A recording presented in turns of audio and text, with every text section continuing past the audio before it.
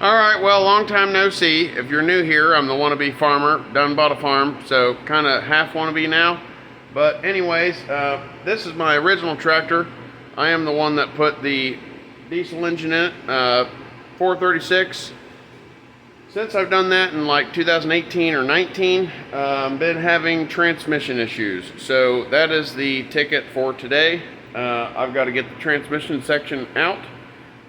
Engine, it has its own issues, might be a separate series, but for right now, all that's going to get swung forward. I've got 2 lines here, 2 lines here, bell housing bolts, the hood, a couple of radiator hoses. It's really not hard to swing her away. Wiring harness, it's like 5 connections. It's 1964. So stick with me, maybe you'll learn something. We are going to do a International 706 TA replacement.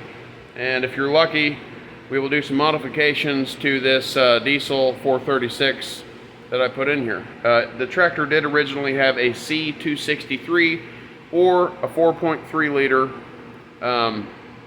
gas engine originally. That's what it was, but you know, I repowered it for what I needed. But going from a 4.3 gas to a 7.1 liter diesel on a 60-year-old machine, no wonder I have transmission issues. Alright, so 38 minutes later, because I had to find a pair of needle-nose pliers, got the oil cooler lines off, got the fuel line off, got the oil cooler line. This is where the oil cooler lines come off. This rubber hose didn't want to move, so I just cut it. $2,000 transmission repair. What's a $2 hose? Probably $5 today. Tachometer, unhooked it. This is the original temp gauge that works, but I don't have the correct bung to put it into the cylinder head. That's something else I'll definitely be trying to find while we are doing this project, whether I actually do the engine work I want to or not. Wiring harness, you can see, is all peeled back. It was 2 wires for the alternator, 1 for the injection pump, and yeah, that's it. So 3 wires. It would have 1 to right here, but 706s and 806s, if no one knows, I'm not sure about 1206s. They take just a sensor, just like that white and silver one. It is just an on-off. It's an oil light, whereas this is a sending unit. It's an oil pressure gauge. I will be replacing that with an oil light, and I'll be putting a pressure gauge below the dash up front, and I'll show you at some point what that looks like, because that's what the other 706 has. Unwound my temp gauge that I had temporarily mounted, wrapped around there. I say permanent because it was like that for forever, and it was temporary because that's what I had to do to use this thing several years ago. This cap for the air cleaner, I actually robbed it and put on the other tractor because it fell off someplace on 94 acres worth of tillable soybean ground that we planted this year. I went ahead and robbed it off this tractor because, well, since the transmission's been messed up, well, she's pretty much lived on a PTO for 1.5 years, even though I just put brand new rear tires on it. Those are Firestone Deep Spades or something like that, but I mean, you can tell they're new, you know. Not the wheels, but the tires. So anyways, the only thing I've got left is these 2 oil lines down in here that you can't see. And I won't show you either because I'm greedy like that, I guess. But if anyone knows about a 706, 806, 1206, and I think the 56 series the same way, that's not the right frame rail. If you haven't been with me for a long time, I'll tell you, when I did the conversion, those are 1066 frame rails. This whole tractor is 6.5 inches longer, which is why the hood looks like that.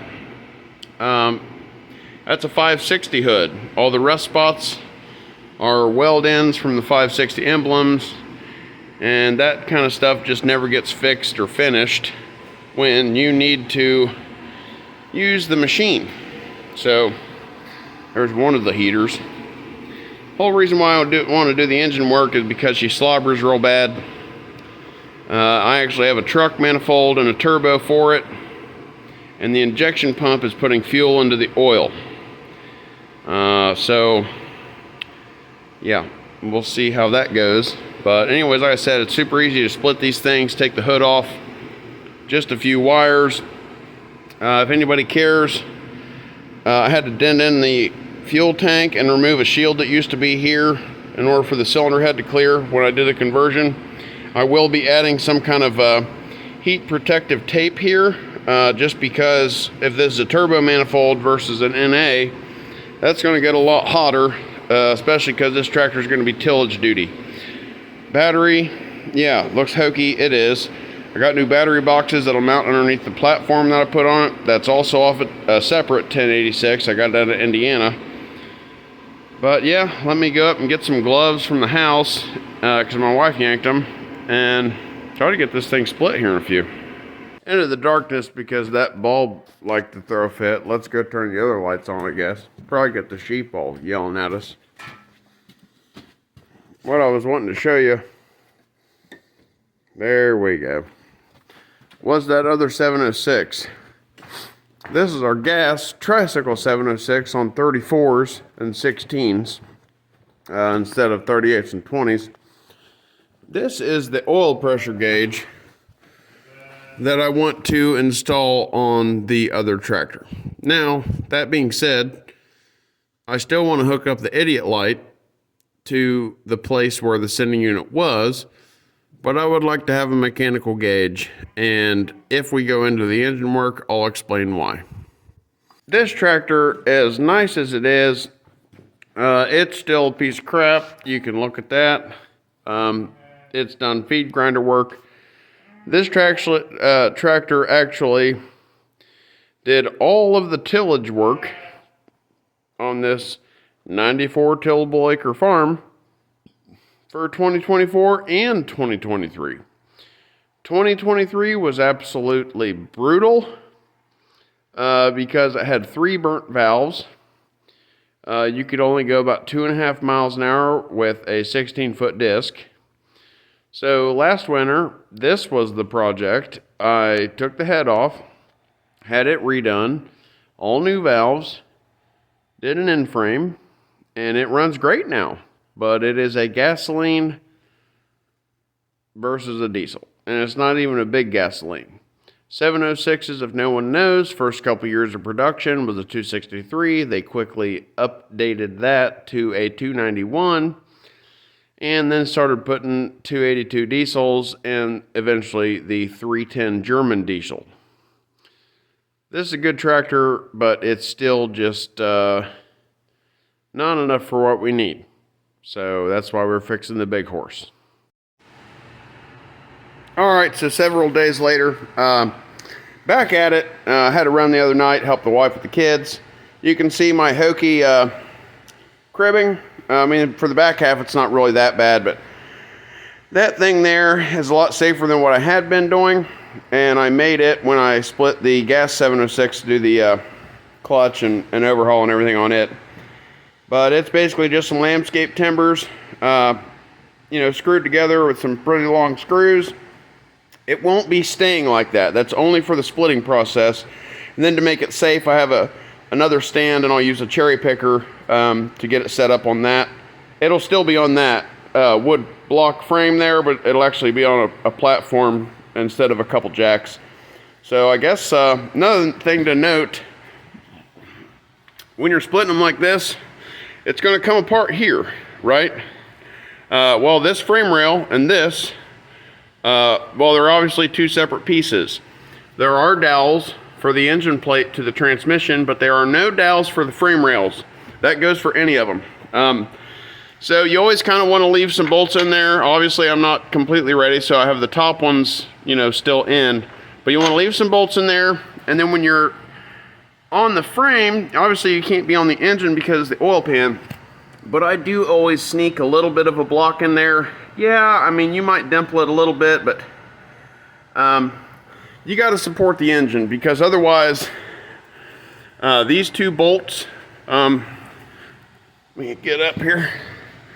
They go to the timing cover, and that's the front engine mounts. So you don't want it hanging off of those two bolts. You'll twist something off and somebody will get hurt that way. They might get hurt this way, I don't know, you'll find out. But I'm gonna get the cherry picker out, and that way once I get it swung away enough, I can get it hooked to the back of the engine, make it safer, and then we'll go from there. All right, cherry picker's out and unfolded. Loosen these top ones, you see we got a gap. Now, if you're only doing the clutch, here's another piece of advice. Right now is when you want to level it to go back together. Like say you were going to leave it on the jacks or whatever you're using to move it back and forth. Now is when you would want to level it, because you see we have a crack up there. We have no crack down here. And being that those bolts are coming out okay, both of them, engine and tractor, transmission, you know, this side, are up too high. Now if I cared and I was just going to be slapping her back together, now is the time you would level everything to where you had a nice even crack before you split it away. That way when you put it back together, it just goes so. But again, like I said, on the other side, this side, got a bolt just hanging in there. He's not, well, he shouldn't be attached to anything. I don't think he is. The tension's probably on it because, well, it's on the frame rail now and not, yeah, see, now there's tension between these two pieces. That's why you leave those in there, keep the frame rails from bending up. But I guess I'll try to get the tripod out for you and you can see me swing these things away. Oh, yeah, that's the transmission oil that came out of it. So that's no good. I had the PTO out of this thing after I'd converted it, so maybe in 20 or maybe also 19, and it got all new fluid and a filter changed in. I've actually changed the fluid in this thing twice since I've owned it, and I'd say pretty cooked. Alright, well, after chasing some cats out of the back of the building, I guess we're ready to split it. Don't know where I left off. Cherry picker's out. Bolts are also out on the other side. One tip, if you're using 4 jacks, you always want to sweep out of the way of the wheels. That's just common sense, if anybody knows. The last thing you want, especially with a setup like this, is everything be going smooth and all of a sudden one of the jacks stop. I also have a pry bar. You'll see me using that to kind of assist in rolling. But usually, once it gets rolling, you can just push on the front tire and the jack will follow. We'll see how that goes, but I'm going to get to it, I reckon. 2 more bolts left. Just this top one. Electric tools make life easy. You don't have to use those. Last time I did this, I didn't have this nice shop. I did it on a 14 by 70 concrete slab where a mobile home used to sit. And it was bumpy as all get out. So I'm anticipating it going easy. This time, the other tractor I didn't have any real problems out of. Jacks rolled fine, but I've never split this one specifically here at this farm. You can even see our frame rail starting to open up. Now that we've got everything loose, I might go double check the other side just to be sure we're kosher as far as, you know, nothing's out of whack, one side's higher than the other or anything like that. Again, I'm not going to take this bolt all the way out. I'm just going to loosen it where it's not catching any threads, because you're relying on these bolts to keep the two, you know, these two wide pieces together.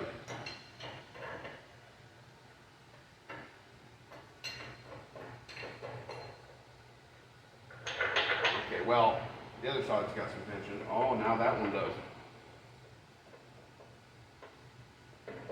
Now that one does. Good. That's what I want. That's what I want, is those bolts to be in there to, like I said, keep the engine from sagging down away from the frame rail, because that can cause some damage to the bolts up here.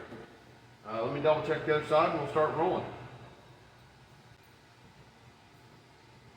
Okay, so we are good. It looks pretty level. Crack's the same all the way around, not all the way around, it's closed at the bottom. But it's not wider here on this side versus the other side. So let me grab that pry bar, see if we can get her split up. Like I said, you do got dowel pins, so you'll have to get those out. But, and even though this one has a big engine in it and whatever, this process should be about the same for all 706s and larger for that matter. You might have a few more things to take off once you get into, like, you know, the different shaped hoods. There we go, that's a good fry point. Oh, see it? Yeah, bud. You gotta watch your wood. You don't want your wood to go over center on your jacks, obviously.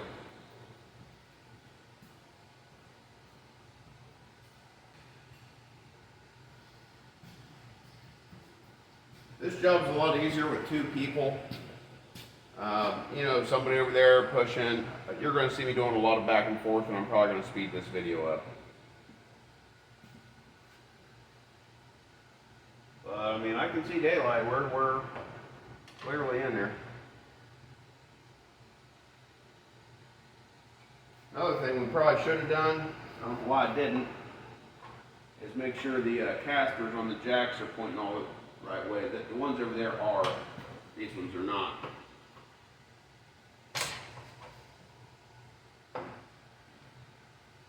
See how that can cause some fright and frustration.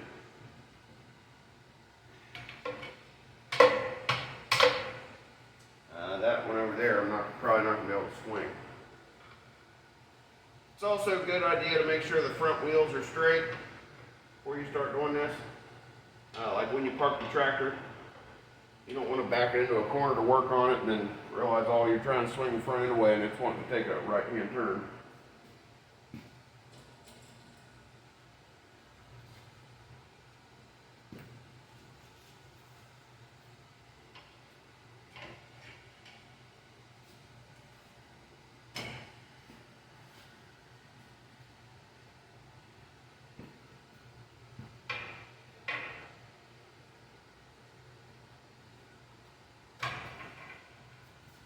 I imagine once we get all the way out of the clutch, it'll probably be pretty easy to move. But I'd say that's probably what's hanging us up a little bit.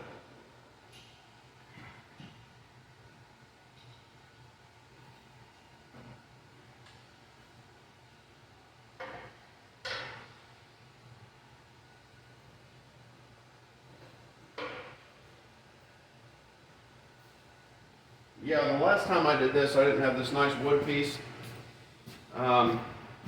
Super sketchy. I just had a piece of 4x4 ram and two tall pieces of 4x4 sitting on the jacks. So, we might be dragging. Oh, see, now we're swinging really easy. That's good, that's what you want. Now we can start slowly creeping the front tires away and see that jack will move with us a little bit maybe. Of course, this is the one that has the wheel that's not happy.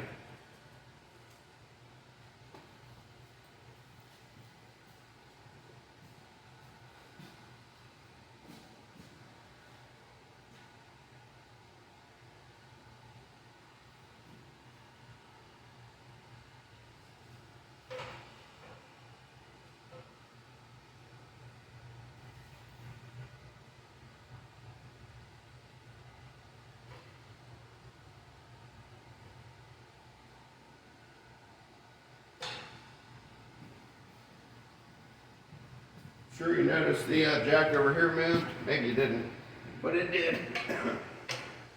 It moved the way we needed it to, even just by moving the other side. Just little by little. And by all means, if something were to happen, get out of the way. Because everyone knows, at least you should, so what if we dent the oil pan or bend the frame rail or break a bolt off? You can't grow new legs can't get new fingers.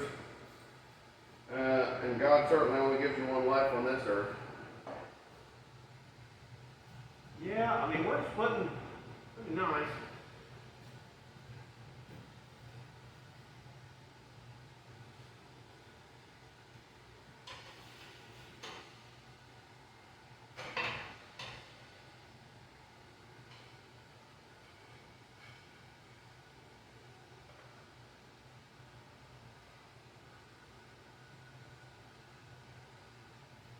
If at any point you see one jack stop moving, stop what you're doing and go pay your attention to that jack.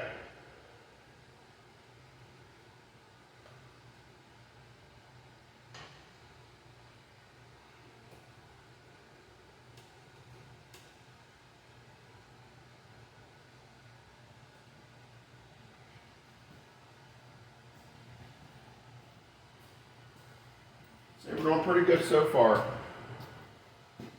I'm going to double check and sweep around my wheels real quick. Like I said, you can't be too careful about that stuff.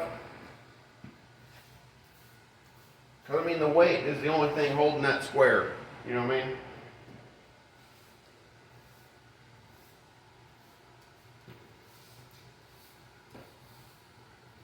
Also, don't forget to sweep in front of your big tires. Because you don't want to hit a hiccup there either.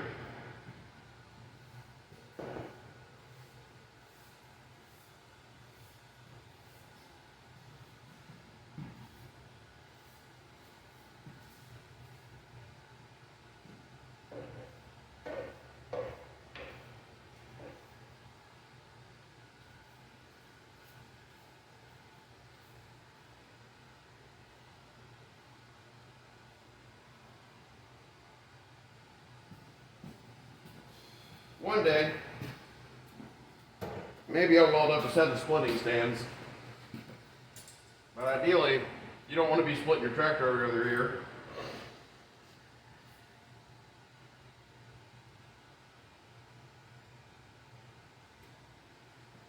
I think we're better off on the other side.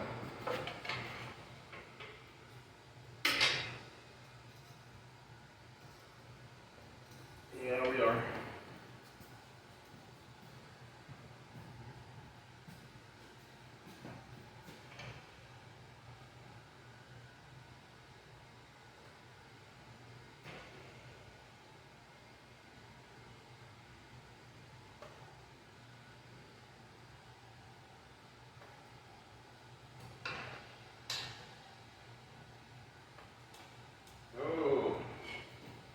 That big jerk. Really, I just need the back of this to clear this fuel tank on, get the cherry picker hooked up, and it'll be a lot safer.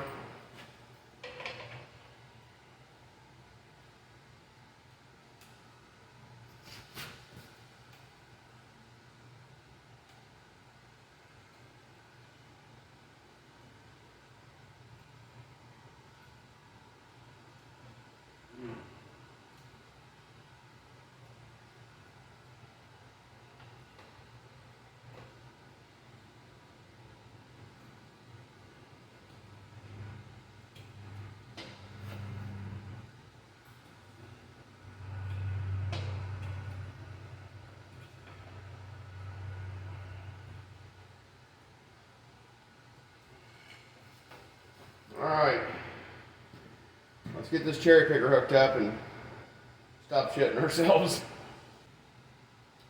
Alright, so as you can see, cherry picker's hooked up. You might not be able to see that, but you will when I move it. There's nothing on the blocks. Also, this is a tricycle tractor. You really wouldn't have to worry about this as much, or maybe not as instantaneous. As soon as I lifted up the cherry picker, she wanted to lay over. Why is that? Because with a wide front, you have a pivot. That pivot is this wide. Now, it's as wide as the pin is that it's pivoting on.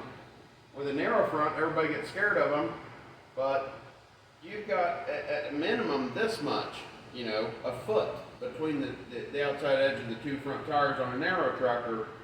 So you have a lot better base, like a better pedestal that the front end's sitting on, as far as tip wise. But what I did was I went ahead and jammed some blocks in here. I learned that at work.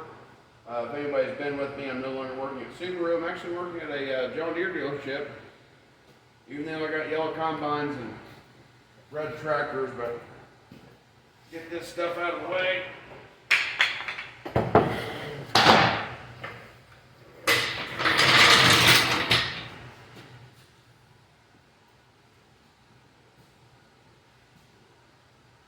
It's a Subaru for 13 years, and for the most part, the company itself is okay to work for. But we gotta do what we do. I just wasn't a fan. Not to mention I was driving an hour and a half, and now I have an 8-minute commute to work, so that certainly helps. Now let's try to, I guess I'll sweep it a little bit.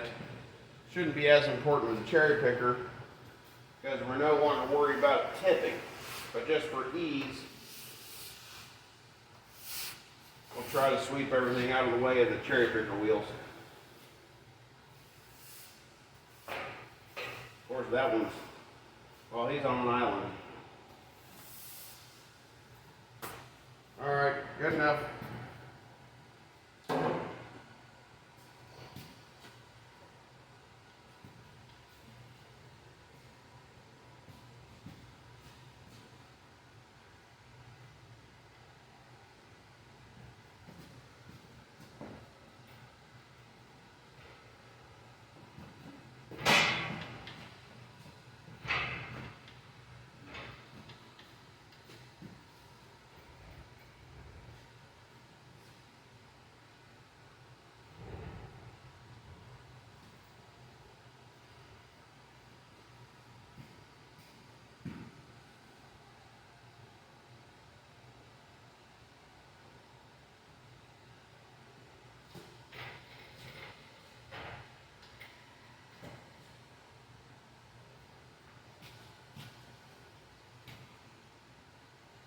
Felt our cherry picker stop. I'm gonna grab the broom. Engine hoist. If you're from the city, around here we call it a cherry picker. Not really sure why. If you look up what an actual cherry picker is, this is far from it.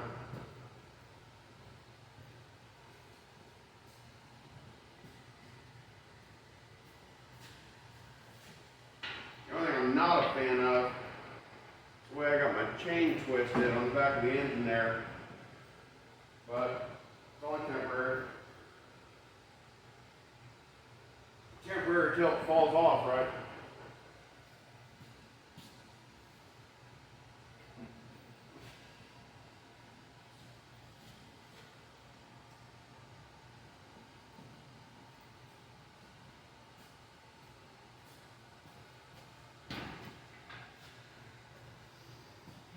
Go ahead and sweep again. Never walk underneath that kind of stuff. Walking underneath that kind of stuff just doesn't make any sense.